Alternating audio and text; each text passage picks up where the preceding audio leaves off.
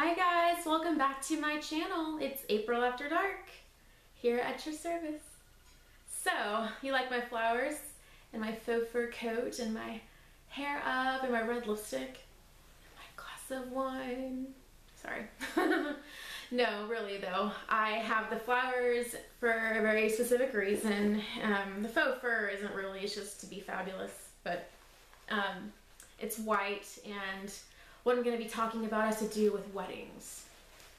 I've been pretty busy the last couple weeks, and that's why I haven't been on here to film another video last week like I thought I was going to. But, you know, if anybody knows about Pinterest, you kind of go through there and look at stuff, and I have a board for my Halla wedding. I got engaged last summer. I didn't know if any of you guys knew that. I got engaged in Los Angeles on Venice Beach over the summer, and it was awesome. But, you know, we don't have a date yet, so I procrastinate about everything. I kind of drag my heels, if you will. You know, obviously I haven't looked at dresses or anything. I was looking at like hair things and, you know, cute little engagement photos and everything, and just little stuff like that, nothing major. But of course I haven't thought about dress yet. And when I talk about dresses, had to mention that there is a story tonight about a haunted wedding dress. If weddings couldn't be any scarier, they gotta add in a haunted dress. So let me get into the story.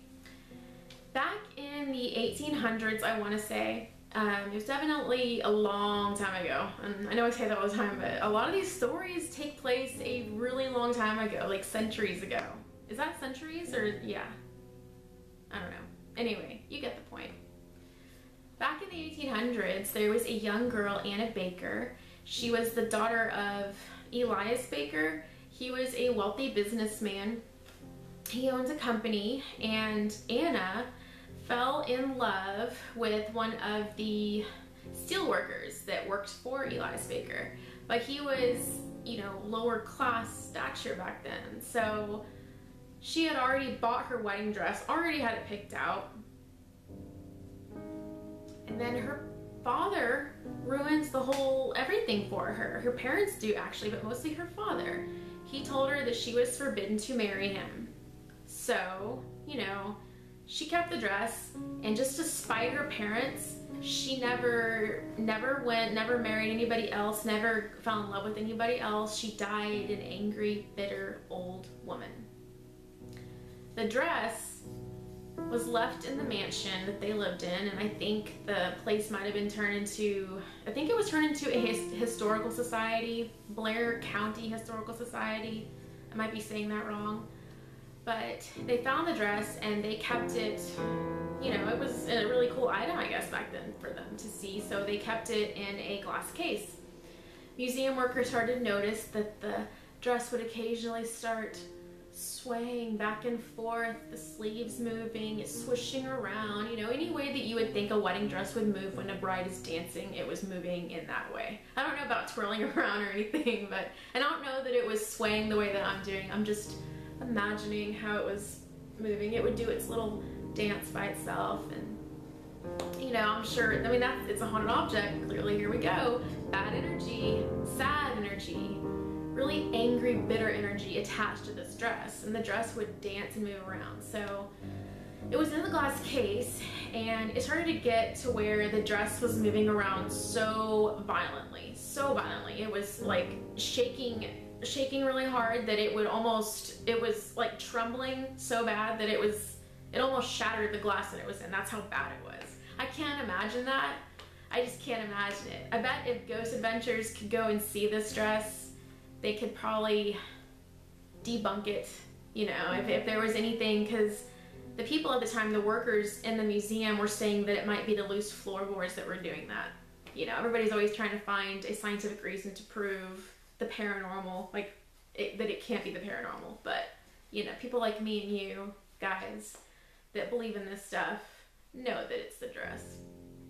You know about undying true love and what that does to a woman, especially if she dies alone, or a man for that matter, or anybody. I mean, I'm sure you're pretty angry, you know.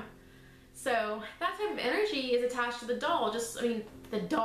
The dress, just like I told you guys about haunted objects. So this was one of the haunted objects. It's listed on websites as one of the top 10 most haunted objects. I never even knew that. I didn't know a wedding dress was gonna be something that I'd ever be talking about on here for my haunted stuff and my spooky stuff.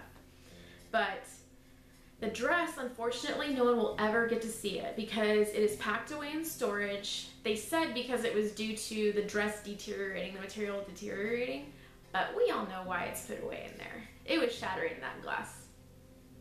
It was about to shatter that glass. So unfortunately, we'll never get to see this dress first soft swaying dance, unfortunately. I'll link a picture at the end of this video of this dress too. It's not the prettiest thing. I mean, girlfriend didn't have very good style back then, but who did? They might think that this is pretty lame. Speaking of wedding though, I had to bring my little Bride of Frankenstein voodoo doll. If you can see her, she is the Bride of Frankenstein voodoo doll, just like I just said. And she came in a box a couple years ago. She's a voodoo love doll. Let me rephrase that. Voodoo love doll. She came in a package with Frankenstein, who I gave to my fiance. At the time he wasn't my fiance, but I gave it to him. They were attached together, and the one thing that it said was we had to pull them apart. I don't remember what we did. We had to untie or pull them apart, but when we did that, we were doing a love spell with each other. So the dolls had to be, you know, separated. At the time we didn't live together, so it was easy. Now we live together.